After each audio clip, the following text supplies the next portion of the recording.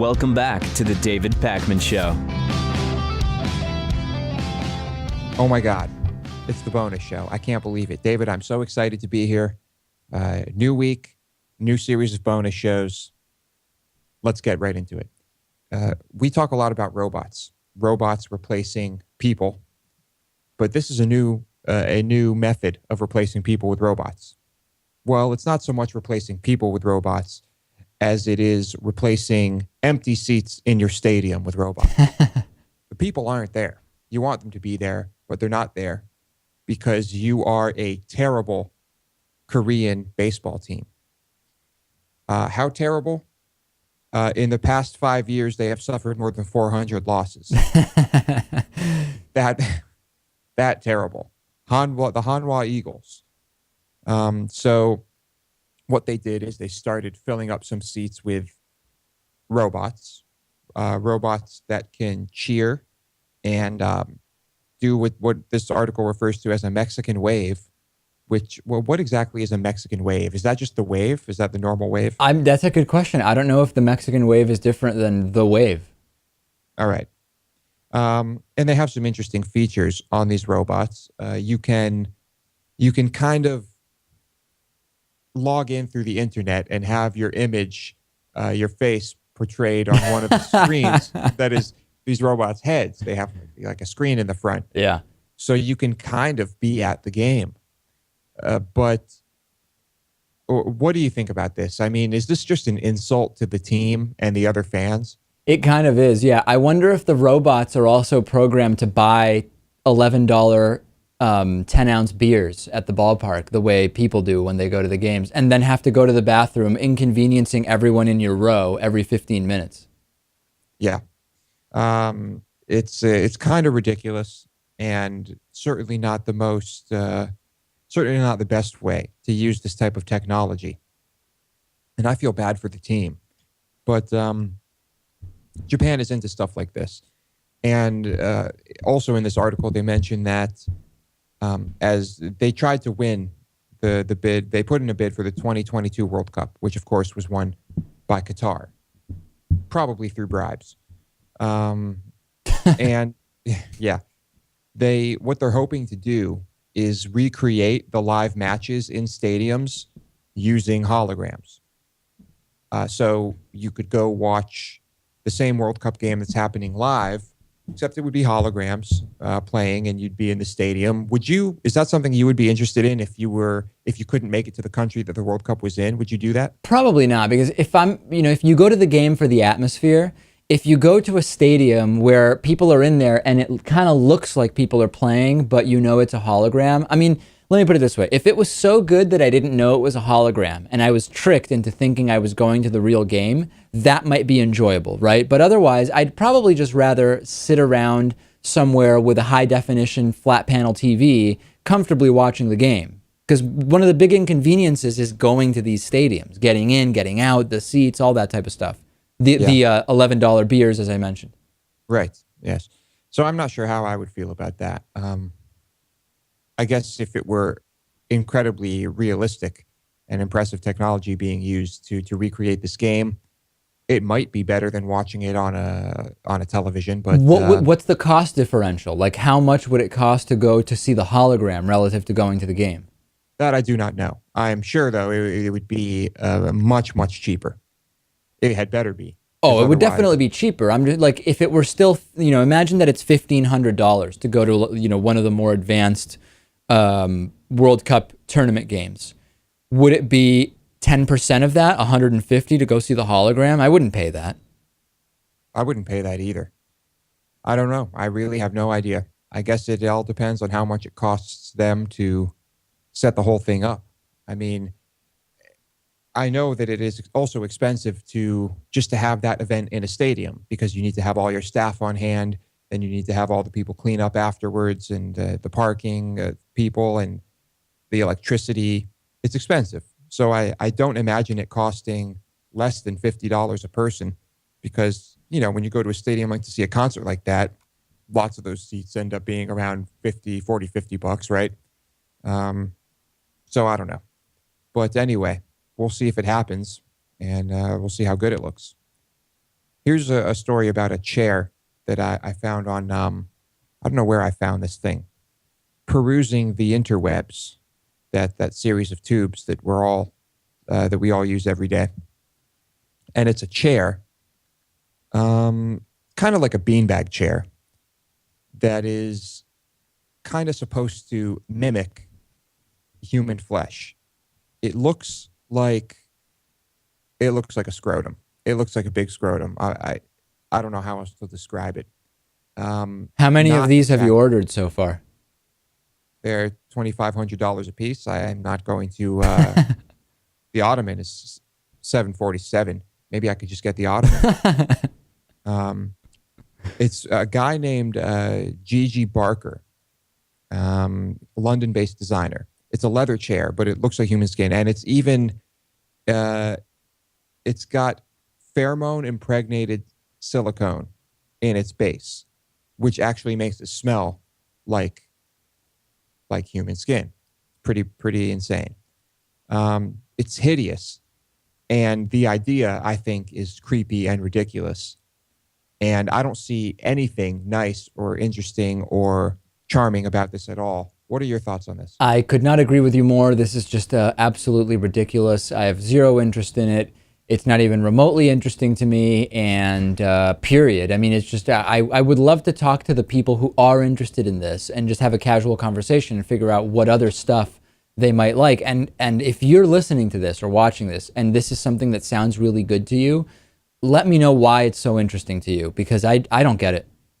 Yeah, I think we can put this in that category of weird art that happens to sell for a lot.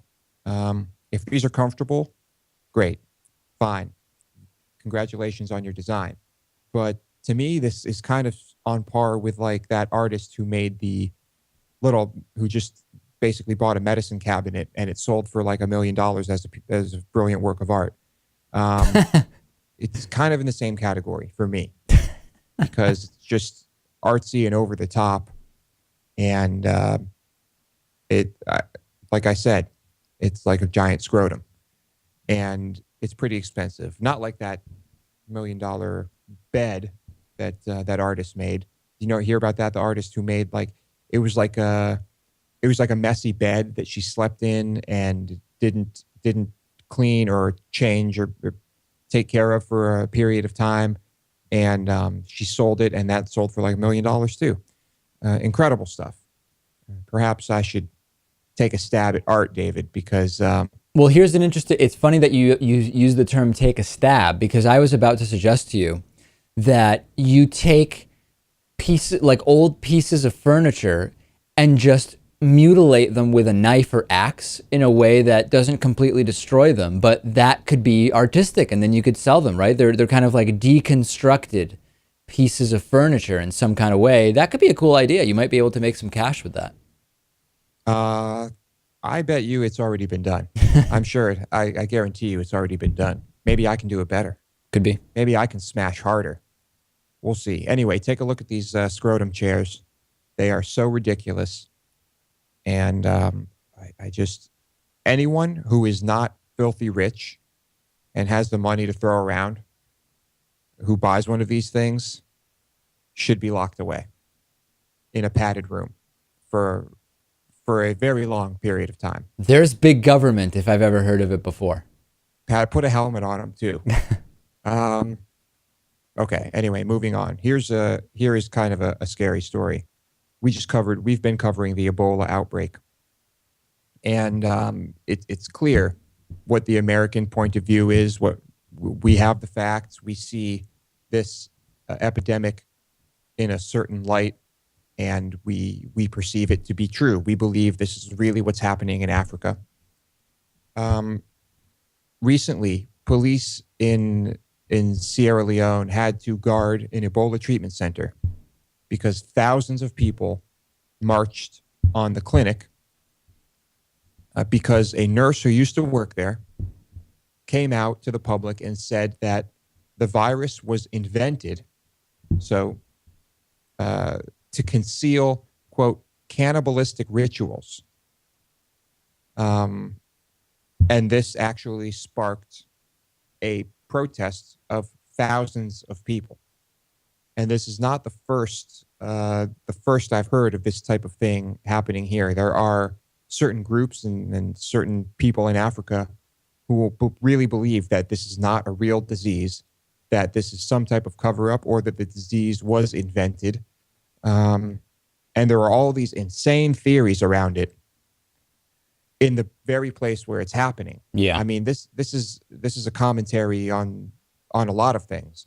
First, the situation in Africa and what's happening with the media and education and awareness. But also, it's kind of a commentary on human nature, isn't it? Yeah, well, but it's also interesting because we've talked about how there's also plenty of misinformation here in the US. It's different, right? It's not that it's a man-made disease or it's designed to cover up cannibalism, but we have the Republican Party starting to get on this idea that we have to be worried about Central American immigrants bringing Ebola through the US-Mexico border. So there's disinformation all over the world about this. It's just being crafted differently for different goals, right? But the most interesting thing to me when I saw this was, hey, we have this happening in the US. It's just a slightly different story that's being told. Well, it's, I mean, we have the conspiracy theories, but how does this compare to, say, the Benghazi stuff, right?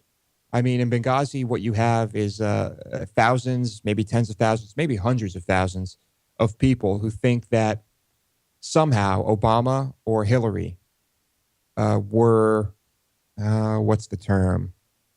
Neglectful, were disconnected, were just acted improperly. And because of that, people died in Benghazi. Right. How does this compare to that? Because here you have a nurse telling people that there's cannibalism happening and Ebola was invented, and thousands of people are responding to that. I mean, is there a difference? I mean, the story is different, right? The types of stories that would be believed in different parts of the world vary for cultural and socioeconomic reasons, but practically speaking, there isn't much of a difference. It would be interesting to see how many of the people that repeat different stories know that they are false and repeat them for political or otherwise gain, right? And how many repeat them because they actually believe them. Perhaps this was just a scorned woman who was fired. I don't know. Maybe she just had an axe to grind. I don't know. But certainly if someone in this country were to come out and start trying to tell people that Ebola was invented to cover up cannibalism, anyone, I mean, they would be disregarded immediately, and everyone would call, even the biggest lunatics, even the biggest right-wing lunatics, David, would call them crazy. I think anyone who isn't schizophrenic would call them crazy. Although we have almost identical conspiracy theories around AIDS in the United States. So yes, you're right. With Ebola, probably you wouldn't get many people buying in, but there are so many conspiracy theories around the creation of AIDS that it's not, it just so happens it's AIDS instead of Ebola. And for cultural reasons and LGBT stigma, it's processed differently, but it's not really different. Yeah. I guess at its core, it's the same type of thing. It's people being people, and that's a scary thing. It's embarrassing. I'm embarrassed, and I feel bad for the people in Africa who are suffering from this. And now, you have thousands of people saying that these people who are suffering from this illness are going to be cannibalized. Ridiculous, but just another part of the problem in Africa. And David, that's all I got for today. Anything to add? I've got nothing else. All right. Your hair is looking great today, David. Thank you for joining.